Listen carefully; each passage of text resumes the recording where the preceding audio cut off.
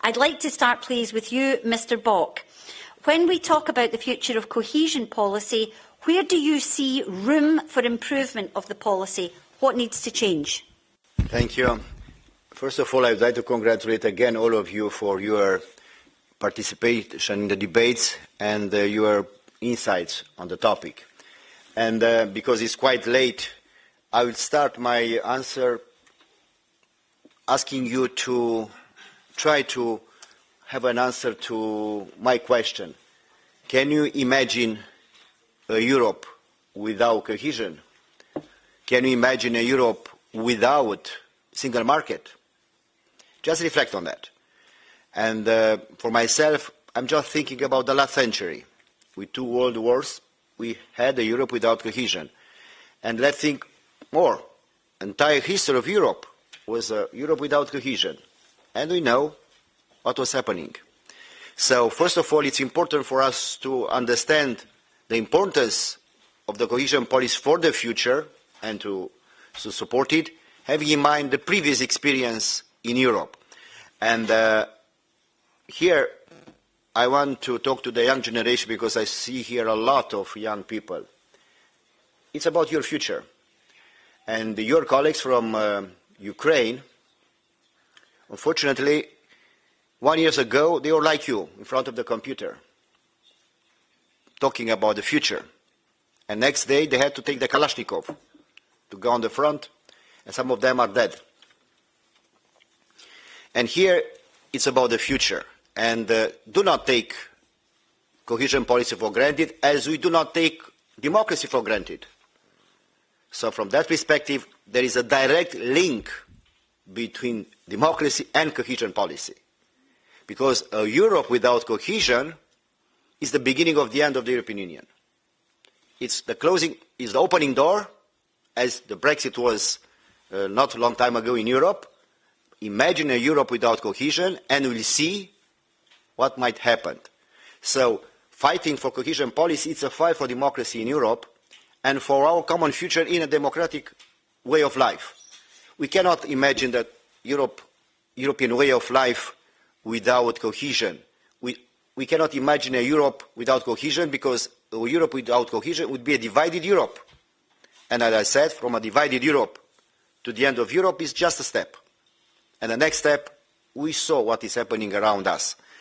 And I try to emphasize that cohesion policy, this convergence machine as was defined by the World Bank, is the glue that holds Europe together and brings quality of life in every corner of the European Union. So I strongly support 2 arguments of today of President Omarjee. One, he said that the cohesion policy should be a permanent Marshall Plan for cities, regions and countries in the European Union. Definitely, it's the solution. And to learn from what Jean Monnet, one of the founders of the European Union, said long time ago, after 2 world wars, mieux vaut se disputer autour d'une table que sur un champ de bataille. Better work around the table than on a battlefield. It's exactly the topic about cohesion. Let's work together. How can we diminish the gap? How can we work together? How can we have the better quality of life, the best condition in every part of Europe? Not to divide Europe. Otherwise, the solutions are part of the history and you can see them. And also, Mr. President Cordeiro emphasized so much about communication. And here, in the previous panel, someone emphasized communication about the results of the cohesion policy. And yes, you are right, there is a strong difference and a big difference between communication to the people, issuing a press release, or communication with the people, talking with them, explain even in arguments, pro and contra, but discuss about what does it mean, what's supposed to have a cohesion policy, what does supposed not to have a cohesion policy. I remember, if you may allow me to give an example of what Commissioner Crețu, because she was a Romanian and in a conference together with us, she mentioned that she was in Athens and she was surprised to see that in Athens nobody knew it that the metro system was financed with European funds. Because, let's be honest, we as politicians, and in the previous meeting was exactly the debate, we sometimes do not mention that our local success is with the European money. And the European money are there in every corner of Europe. We try to say just we did it. We as a mayor, we as a president of the region, we as a prime minister. No, no, no. Let's talk about the results. Otherwise, it's not fair with Europe. It's not fair with our attitude. And we cannot talk about the future of cohesion policy if we are not honest with the cohesion policy. First of all, talking about the results. So I strongly recommend let's talk, emphasize about the benefits. And another argument of the lady from Finland. She mentioned about the importance of the rural area. And I give you just one small example. The rural areas make up 80% of the territory in the EU and are home of 30% of the EU population. There is such a huge untapped potential in the rural area for our Europe. But also there is a danger of emphasizing the gap or accelerating the gap between urban and rural areas. So here the cohesion policy is again the solution to bring the quality of life from the urban area in the rural area and to take the benefits of the rural area to the urban areas. It's a win-win situation and should be focused on urban-rural hub in urban-rural hub in every part of the European Union. Let's talk about the other issue which we have been discussing yesterday on the plenary session. Brain drain, harnessing talents in the European Union. Of course it's a problem, but we should not take in consideration win-lose situation. I'm from a country, Romania, when we lost almost 4 million of Romanians living outside the country and working everywhere in Europe. We lost labor force. We do not have people to be a doctor, nurses, in the construction. It's a strong problem. We do have a problem. But the solution is not to tackle the freedom of movement, which is the great achievement of the European Union, but to reverse the brain drain to brain gain, to brain circulation. How?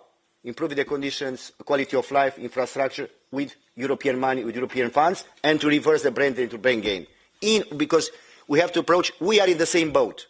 Not someone is winning, someone is losing. Being in the same boat, understanding, as was mentioned today, that every euro spent on the cohesion policy, it's a result of 3 euros on the ground. So it's a very efficient investment in all Europe, not just for some parts of Europe. So what I try to say for the future, we do need to emphasize that the cohesion policy is for every region of the European Union. And I'll give another example with Just Transition Fund. It's another example how cohesion policy works for every region of the European Union, not just from some poor parts of Europe, for every part of Europe.